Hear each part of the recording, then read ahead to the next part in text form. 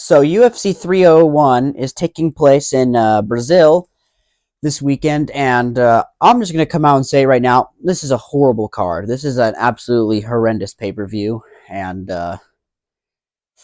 yeah, I'm going to go over reasons why this is so bad. My first reason for why this pay-per-view was horrible is because they took all the Brazilian talent that they had and put on 300, which I did make a video trashing 300 when that was the big thing to do. Everybody was trashing that, and ended up being the the greatest card of the year and maybe of all time. But one of my biggest critiques of the 300 was it had too many Brazilian fighters on it and didn't leave any talent for the actual Brazil card.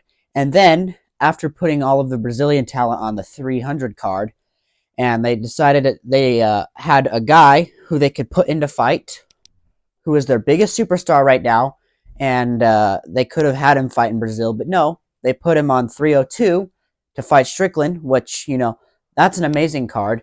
And the card after that, the McGregor card's amazing. The 300 card was good. The 99 card was good.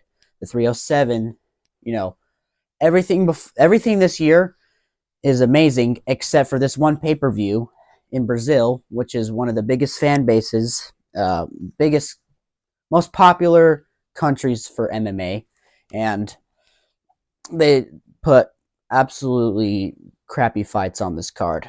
There's only two things on this card that are going to draw in people to watch, and that's a UFC title and José Aldo.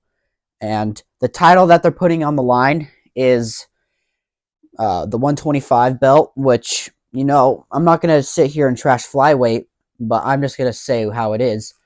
It's not known for being a popular division. It never has been, and hopefully in the future it will, because there's lots of talent there, but all of the big talent at that weight class has already faced each other, which is why they're giving the number 10 contender a fight in that, which is, I think, the biggest spread between a champion and a contender we've ever seen in the UFC. I think second place was Strickland and Adesanya, so we could possibly make an upset. I might make a prediction, but no prediction right now. I'm just kind of trashing this card in this video, but this is going to get no pay-per-views.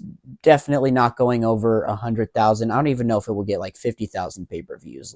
It's a horrendous card, and the other big draw on this, other than the title belt, is José Aldo, and they didn't give him a very well-known opponent. And everything else on the rest of the card is terrible, and nothing really interesting on the prelims. So, we'll see how it goes.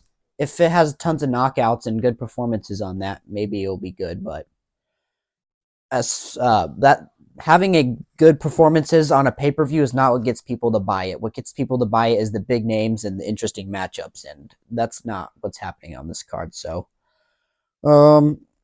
haven't decided whether I'm going to watch it or not, but I'll go through, figure out how to watch it after it happens or while it happens, and I'll make a recap of it.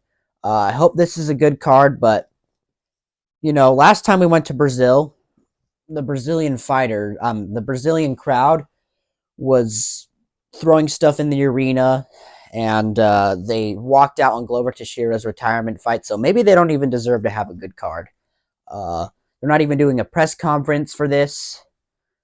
As far as